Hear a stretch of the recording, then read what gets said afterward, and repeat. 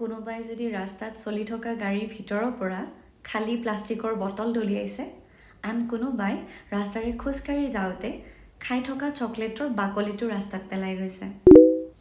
According to Indian civic data কি কয় জানেনে?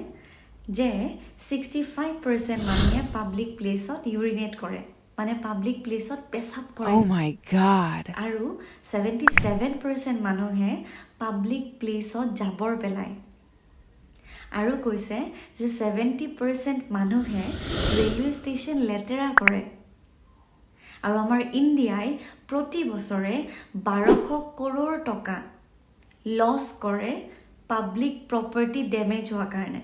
সাইকোলজিত এটা টাৰ্ম আছে, এণ্ড'মেণ্ট এফেক্ট। তাৰ মানে হ'ল যেতিয়ালৈকে কোনোবা এটা বস্তু আমাৰ নিজৰ বুলি আমি নাভাবোঁ, তেতিয়ালৈকে আমি সেইটো বস্তুৰ ভেলু নকৰোঁ। আৰু সেইকাৰণে আমি বহুত মানুহে প্ৰাইভেট প্ৰপাৰ্টি আৰু পাব্লিক প্ৰপাৰ্টিৰ মাজত বহুত ডিফাৰেঞ্চ ৰাখোঁ।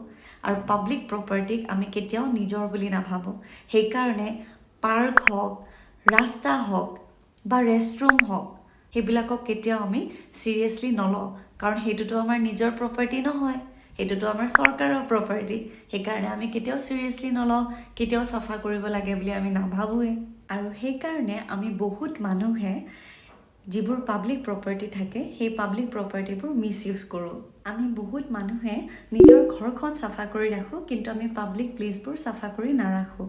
আহক আমাৰ অসমখন আৰু আমাৰ ভাৰতখন আমি সকলোৱে ধুনীয়াকৈ ৰাখিবলৈ চেষ্টা কৰোঁ। আশা কৰোঁ আপুনি মোৰ ভিডিঅ'টোৰ পৰা কিবা এটা শিকিলে, আৰু যদি ভাবিছে যে মোৰ ভিডিঅ'টোৰ পৰা কিবা এটা ভেলু এড কৰিব পাৰিছোঁ, তেনেহ'লে আপুনি শ্বেয়াৰ কৰিব পাৰে, যাতে আমি এটা সুস্থ সমাজ আৰু এখন সুস্থ ভৱিষ্যত গঢ়িব পাৰোঁ। আজিলৈ আহিছোঁ, ভালে থাকিব, সুস্থ থাকিব, আকৌ লগ পাম।